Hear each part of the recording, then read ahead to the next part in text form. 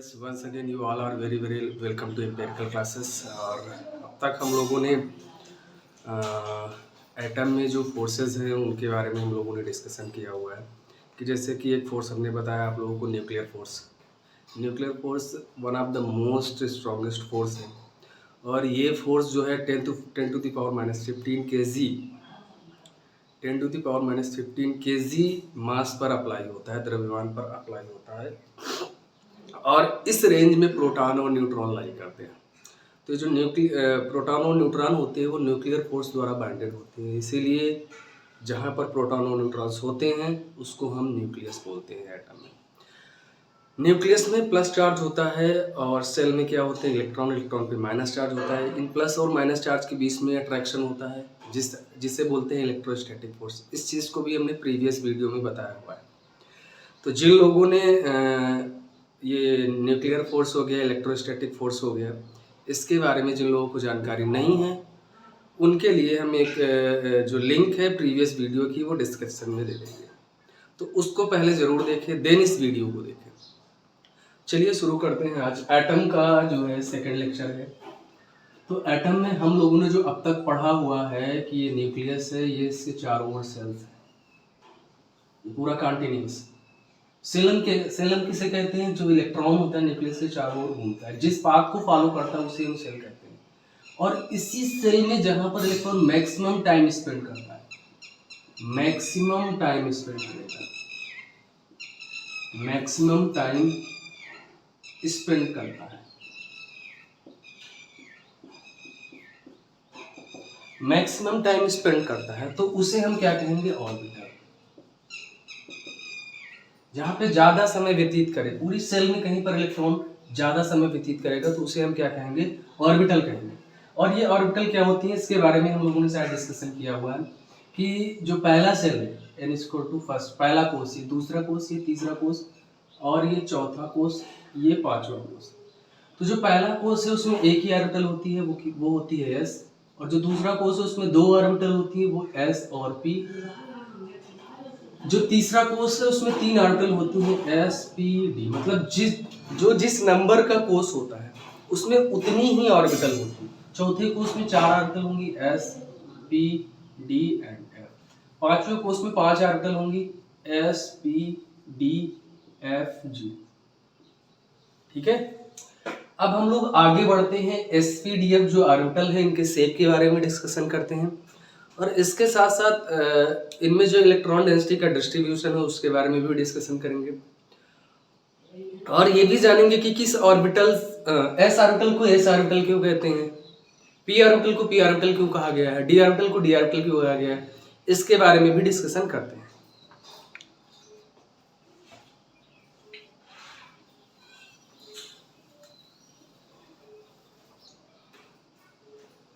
यहाँ पे मान लो ऑर्बिटल है s, ये है p,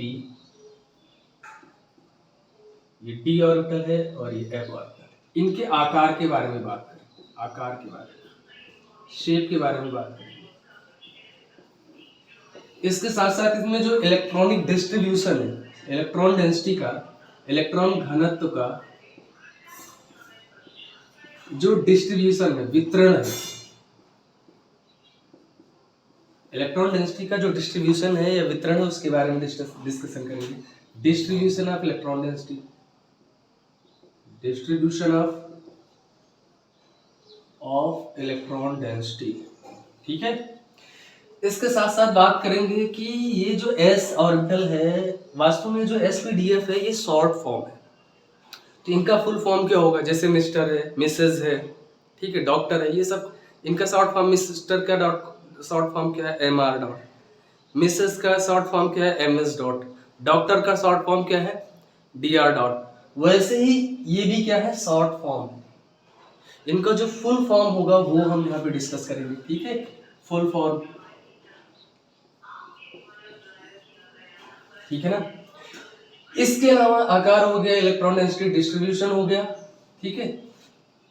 और इसके अलावा नंबर ऑफ लोब्स भी हम यहाँ पर डिस्कस करेंगे कि कितने लोब्स होते हैं, इनके बारे में भी डिस्कशन करेंगे। तो सबसे पहले एस ऑर्बिटल कैसी होती है, स्फेरिकल होती है, गोलाकार, जैसे बॉल होता है, बॉल लाइक होता है।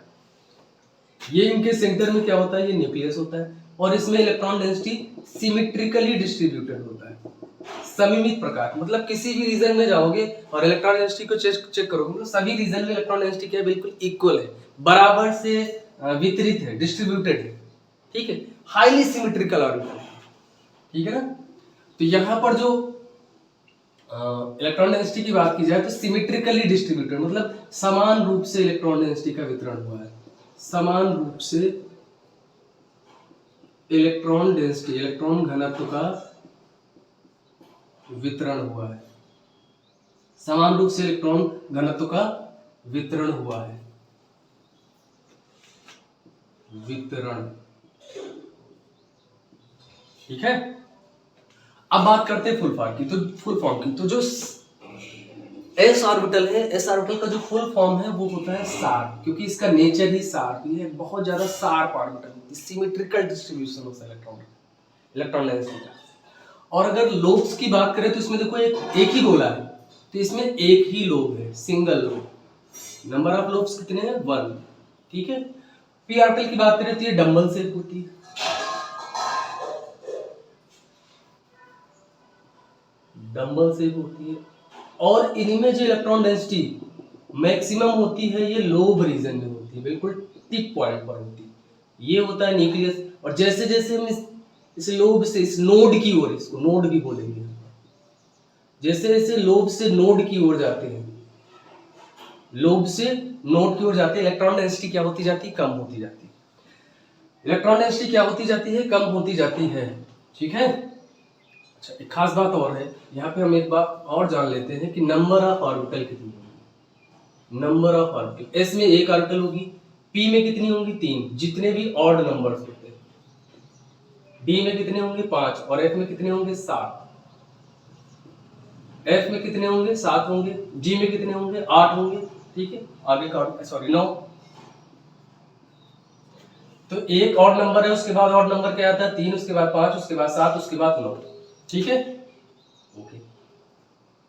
तो यहां पर एक खास बात और समझ लो, ये जो रिप्रेजेंटेशन है, 3 आर्टिकल्स होती हैं टोटल, 3 आर्टिकल में से एक आर्टिकल का रिप्रेजेंटेशन है ये, ठीक है। 3 आर्टिकल होती है, एक एक्स एक्सिस में होगी जिसको हम पी एक्स बोलेंगे, एक वाई एक्सिस में होगी जिसको पी वाई, और एक जेड एक्सिस में होगी जिसको पी जेड बोलेंगे, ठीक है। शार्प होती है, सिंगल लोब होता है। डी ऑर्बिटल में क्या होता है, इलेक्ट्रॉन डेंसिटी कहां पर, लोब पे मैक्सिमम होती है, और इसे बोलते हैं इलेक्ट्रॉन क्लाउड, इलेक्ट्रॉनों के बादल, ठीक है। यहां पर डिस्ट्रीब्यूशन ऑफ इलेक्ट्रॉन देखो कहां पर होता है, अगर मैं लोब को फॉर्मेशन करूं और इलेक्ट्रॉनिक डिस्ट्रीब्यूशन सीधे आपको दिखा दूं, तो मैक्सिमम इलेक्ट्रॉन डेंसिटी कहां पर होगी, लोब पर होगी, और जैसे जैसे हम नीचे जाएंगे इलेक्ट्रॉन डेंसिटी क्या हो जाएगी, मिनिमम हो जाएगी। मैक्सिमम इलेक्ट्रॉन डेंसिटी कहां पर होगी, लोब पर होगी, मैक्सिमम इलेक्ट्रॉन डेंसिटी लोब पर होगी, और जैसे जैसे नोड की ओर जाएंगे इलेक्ट्रॉन डेंसिटी क्या हो जाएगी, कम होती जाएगी। देखो यहाँ पे मैक्सिमम इलेक्ट्रॉन डेंसिटी है, और यहाँ पे क्या है, मिनिमम इलेक्ट्रॉन डेंसिटी। और यहाँ पे एक खास बात समझो कि जो दो, एक ऑर्बिटल में मैक्सिमम कितने इलेक्ट्रॉन होते हैं, 2 इलेक्ट्रॉन होते हैं, यहाँ पे भी एक ऑर्बिटल में मैक्सिमम कितने इलेक्ट्रॉन होंगे, 2 इलेक्ट्रॉन होंगे। तो 2 इलेक्ट्रॉनों की डेंसिटी एक लोब में, 2 इलेक्ट्रॉनों की डेंसिटी कितने, एक लोब में, और यहाँ पर 2 इलेक्ट्रॉनों की डेंसिटी, 2 इलेक्ट्रॉनों की डेंसिटी कितने, 2 लोब में। तो पर लोब डेंसिटी अगर देखेंगे, अगर हम बात करें यहाँ पर एक और पर लोब डेंसिटी की अगर हम बात करें तो S में ज्यादा होगी एस कंपेयर टू P। पर लोब जो डेंसिटी है S में ज्यादा होगी as compare to P। D orbital का शेप कैसा होता है, डबल डंबल होता है। अच्छा, खास बात ये है कि इसका फुल फॉर्म क्या होगा, प्रिंसिपल। पी ऑर्बिटल का फुल फॉर्म क्या है, प्रिंसिपल। पहली ऐसी ऑर्बिटल है जो क्या हुई, ब्रेक डाउन हुई। वास्तव में यहाँ पे आप लोग पढ़ोगे ज़ीमैन इफेक्ट और स्टार्क इफेक्ट। जब हाई इलेक्ट्रिक फील्ड में देखा गया और हाई मैग्नेटिक फील्ड में देखा, हाई इलेक्ट्रिक फील्ड में देखा गया, हाई इलेक्ट्रिक फील्ड मतलब स्टार्क इफेक्ट, और हाई मैग्नेटिक फील्ड मतलब G-मैन इफेक्ट। तो जब हाई इलेक्ट्रिक फील्ड या मैग्नेटिक फील्ड में देखा गया तो जो पी ऑर्बिटल थी फर्दर 3 भागों में डिवाइड हुई, मतलब उसके 3 और फर्दर ऑर्बिटल्स बनी। तो ये पहली ऐसी ऑर्बिटल थी जो ब्रेक डाउन हुई, ठीक है। डी ऑर्बिटल कैसी होती है, डबल डंबल होती है। डी में टोटल कितनी, 5 ऑर्बिटल होती है। 5 में से एक ऑर्बिटल का ये रिप्रेजेंटेशन है, ये 5 ऑर्बिटल है उसमें से एक ऑर्बिटल का रिप्रेजेंटेशन है। और इसमें भी मैक्सिमम इलेक्ट्रॉन डेंसिटी कहां पर होती है, लोब पर होती है। कहां पर होगी, लोब पर होगी। अच्छा, एक ऑर्बिटल में मैक्सिमम इलेक्ट्रॉन कितने होते हैं? 2 होते हैं। तो 2 इलेक्ट्रॉनों की डेंसिटी 4 लोबों में डिवाइड होगी। कितने लोबों में? 4 लोबों में डिवाइड होगी। मतलब इसमें पर लोब इलेक्ट्रॉन डेंसिटी देखेंगे तो और कम हो जाएगी। ठीक है, पर लोब अगर इलेक्ट्रॉन डेंसिटी देखेंगे तो क्या हो जाएगी? और कम हो जाएगी। बिल्कुल जैसे डंबल सेट में इलेक्ट्रॉन डेंसिटी का डिस्ट्रीब्यूशन होता है, बिल्कुल वैसे ही यहाँ पर भी होगा। ठीक है, यहाँ पे अगर बात करें इसके फुल फॉर्म की तो ये डिफ्यूज्ड ऑर्बिटल होती है। डिफ्यूज्ड का मतलब काफी फैली हुई ऑर्बिटल। देखो इलेक्ट्रॉन डेंसिटी कम है ना, क्योंकि ये ऑर्बिटल क्या है? फैली हुई है, बहुत ज्यादा फैली हुई है। जितना ज्यादा फैली हुई ऑर्बिटल होगी उसमें इलेक्ट्रॉन डेंसिटी क्या होगी? उतनी कम होगी, और इसीलिए इसका नाम क्या है? Diffused orbital. एफ का जो फुल फॉर्म है, एफ कैसी होती है? ट्रिपल डंबल होती है।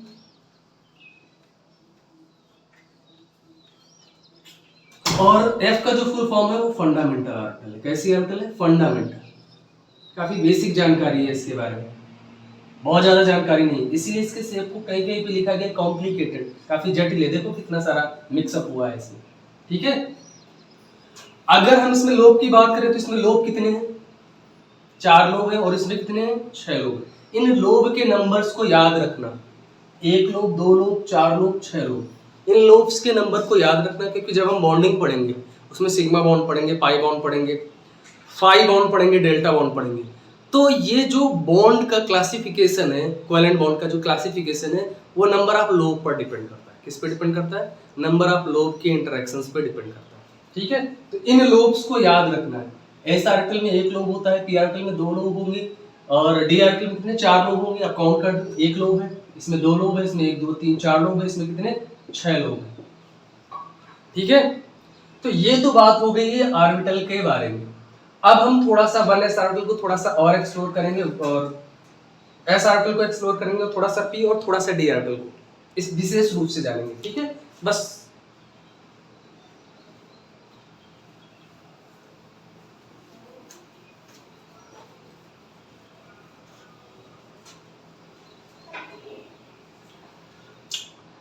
तो देखो, अगर मान लो लिखा हुआ पहला सेल का, ये सेल है, ये पहला, ये दूसरा, तीसरा, चौथा, सब में 1s है। इसमें क्या है? 2s है, इसमें 3s है, और इसमें क्या है? 4s। इनमें डिफरेंस क्या है? अगर ये 1s ऑर्बिटल है तो 2s क्या होगी? इससे बड़ी होगी, और 3s क्या होगी? इससे भी ज्यादा बड़ी, 4s और भी ज्यादा बड़ी। तो इससे क्या होगा? जब ऑर्बिटल का साइज बढ़ता जा रहा है तो इलेक्ट्रॉन डेंसिटी क्या होती जाएगी? कम होती जाएगी, क्योंकि एक ऑर्बिटल में मैक्सिमम कितने इलेक्ट्रॉन हो सकते हैं? 2 इलेक्ट्रॉन हो सकते हैं। तो जैसे जैसे ऑर्बिटल का साइज देखो बढ़ता जा रहा है, वैसे वैसे इलेक्ट्रॉन डेंसिटी क्या होती जाएगी? कम होती जाएगी। ये भी बॉन्डिंग में एक अहम रोल प्ले करेगा। आगे देखो, अगर हम पी ऑर्बिटल की बात करें, अगर ये ऑर्बिटल क्या है? 2p है, क्योंकि यहाँ से 2p होगा, दूसरी में 2 ऑर्बिटल होंगी, पहली में तो p होगा नहीं, तो यहाँ पर भी 3p होगा, और यहाँ पर क्या होगा? 4p। अगर ये 2p ऑर्बिटल है, मान लेते हैं कि ये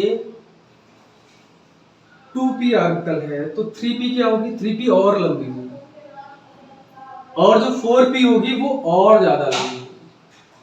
लॉन्गिटिविटी बढ़ती है। स्फेरिसिटी किसमें होती है? स्फेरिसिटी मतलब गोलाकारपन।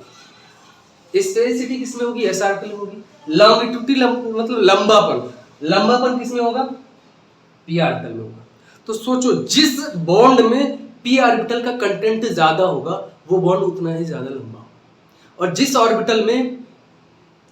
बॉन्ड में एस ऑर्बिटल का कंटेंट ज्यादा होगा वो उतना ही शॉर्ट होगा, वो उतना ही क्या होगा? शॉर्ट होगा। इसको हम आगे डिस्कस करेंगे। ठीक है, अब थोड़ा सा डी ऑर्बिटल के बारे में भी जान लेते हैं, थोड़ा सा डी ऑर्बिटल के बारे में भी जान लेते हैं। तो जो डी ऑर्बिटल है उसमें टोटल 5 ऑर्बिटल होती तो 6 ऑर्बिटल है। इसको हम बाद में डिस्कस करेंगे जब हम लोग पढ़ेंगे कोऑर्डिनेशन कंपाउंड चैप्टर। तो ये क्या है? dxy ऑर्बिटल है, ये dyz है, और ये dzx है। dx square minus Y square and dz square, total 5 orbitals हैं इसमें। ठीक है, अगर हम इनका शेप बनाए तो ये जो 3 ऑर्बिटल होती हैं, ये जो 3 ऑर्बिटल होती हैं, ये बिटवीन द एक्सिस होती है, और इनकी एनर्जी क्या होती है? सेम होती है। ये कैसी होती है? बिटवीन द एक्सिस होती है। इनको हम आगे फर्दर भी डिस्कस करेंगे, बिटवीन द एक्सिस। और ये जो 2 ऑर्बिटल होती हैं वो अलोंग द एक्सिस होती है, अलोंग द एक्सिस मतलब ये एक्सिस पर ऑर्बिटल होंगी, और ये एक्सिस के अक्ष के बीच में होंगी। एक्स वाई के बीच में होगी तो इसको एक्स वाई बोलेंगे, जो वाई जेड के बीच में होंगे उसको वाई जेड बोलेंगे, और जो जेड एक्स के बीच में होंगे उनको जेड एक्स।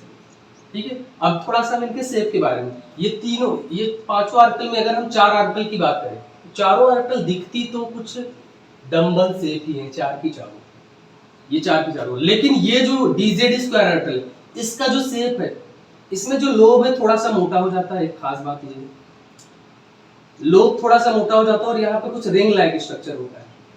तो इसका भी डिस्कशन हम लोग पढ़ेंगे कहाँ पर, कोऑर्डिनेशन केमिस्ट्री में डिटेल में पढ़ेंगे डीआर में। तो थैंक यू ऑल, उम्मीद करता हूँ आप लोगों को बहुत बढ़िया जानकारी मिली होगी ऑर्बिटल्स के बारे में, बहुत अच्छी जानकारी मिली होगी ऑर्बिटल के बारे में। और ये जो जानकारी है ये बहुत ज़्यादा इंपॉर्टेंट है केमिस्ट्री को सीखने के लिए, चाहे वो इनऑर्गेनिक केमिस्ट्री हो, फिजिकल केमिस्ट्री हो या फिर ऑर्गेनिक केमिस्ट्री हो। किसी भी क्लास के स्टूडेंट है, 12th है, 10th है, 11th है, 12th है, ग्रेजुएशन है, पोस्ट ग्रेजुएशन, ये सभी क्लासेस के लिए बॉन्डिंग इंपॉर्टेंट होता है। इवन एजुकेटर्स के लिए भी ये बॉन्डिंग बहुत ज़्यादा इंपॉर्टेंट है। अब तक के जो 3 वीडियो हमने बनाए हैं उनमें से किसी को भी कोई प्रॉब्लम हो तो आप लोग कमेंट करके हमें अपनी प्रॉब्लम शेयर कर सकते हैं, हम उसका सोल्यूशन प्रोवाइड करेंगे। और इसके अलावा आप जहाँ पर से भी आप केमिस्ट्री पढ़ रहे हो, अपने स्कूल, कॉलेज, कोचिंग, ठीक है, या यूट्यूब या फिर कोई अदर प्लेटफॉर्म से, वहाँ से भी आपको कोई किसी भी प्रकार की प्रॉब्लम्स आ रही हो तो आप हमें कमेंट करके बता सकते हैं। उन प्रॉब्लम्स का सोल्यूशन हम तुरंत का तुरंत प्रोवाइड करेंगे। Thank you, have a nice day.